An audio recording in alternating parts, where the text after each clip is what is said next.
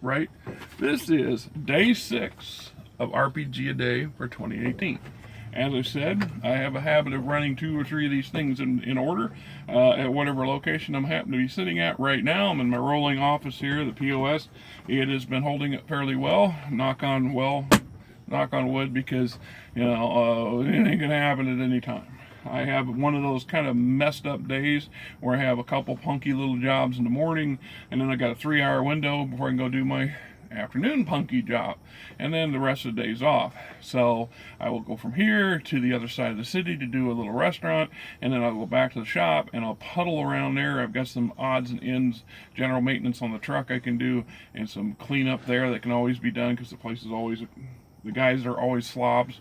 So hey, one way for the fat man to pick up extra hours. But you're not here for that. No, you're not. You're here for day 6. How can players make a world feel real?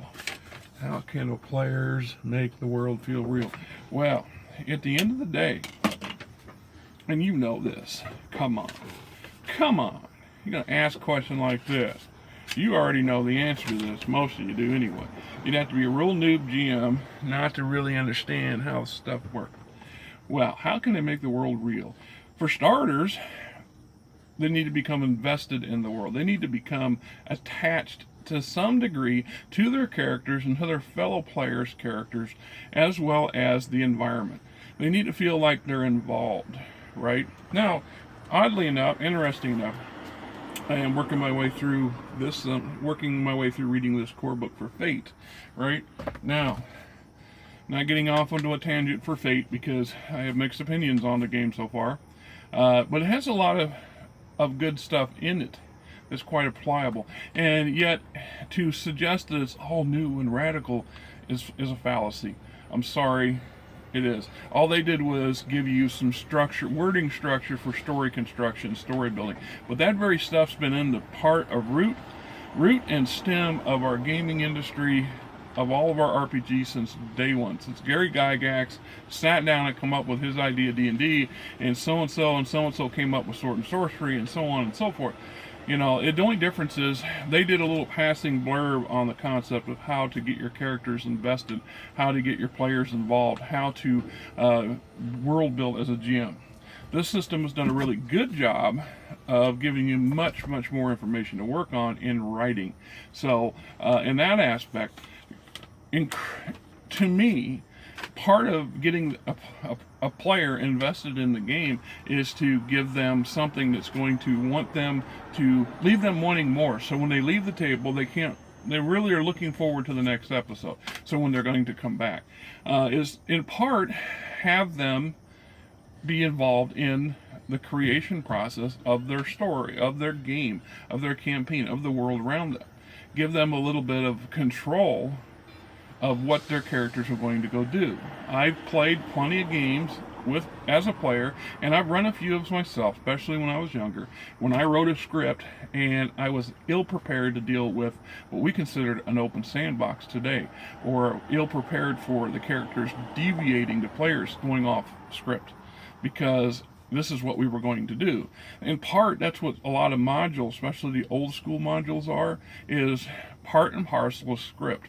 And when you go off the grid, so to speak, get off the page, then it's up to the GM to ad lib, to fire from the hip, or to scramble to fill in a lot of missing stuff that was never intended to be exploited or explored by the characters. That's the point of the module in the first place. So, in my opinion, the best way to get the players to help them believe that the world is real is get them involved. I mean, we can go through a lot of visuals and show them pictures and drawings and movies and maps, and they can have music in the background and so on and so forth. But at the end of the day, it's this thing here, our active imagination, and feeding that imagination that draws everybody into it.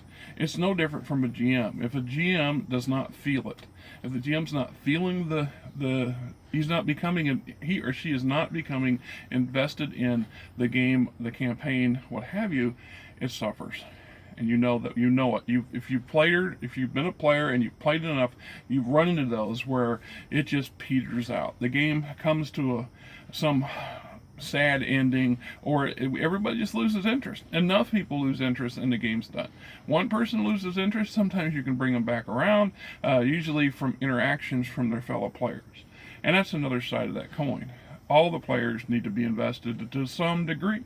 They don't all have to be equally as invested, but when they feed off each other and they get that intimacy of play going, then it draws them deeper into the world.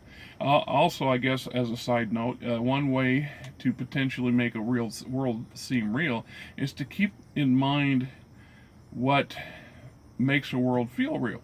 Why does our world feel real? You know, it's the mundane little things that we take for granted, but the truth is, that's the truth. You know, you wake up, you do this, you do your routine, you go out, the sun's shining or the sun isn't, it's raining, it's not, it's hot, it's cold. You know, the mundane routines of the day make the world a real place. It is what it is. It's what we know. So we use that to our advantage. Having tried to create some very extremely unusual campaign environments, that becomes harder and harder in some aspects to make it a believable campaign world. If the place is so off the grid, so strange, so different from what our players are used to, they're not going to buy into it.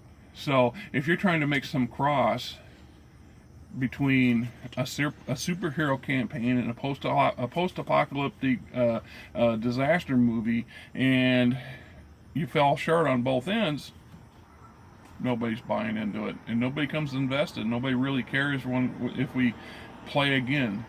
You know, we were here for the session, we had a good session. Next time, who cares, right? It is what it is. So, that being said, that's the Batman. On to the next question.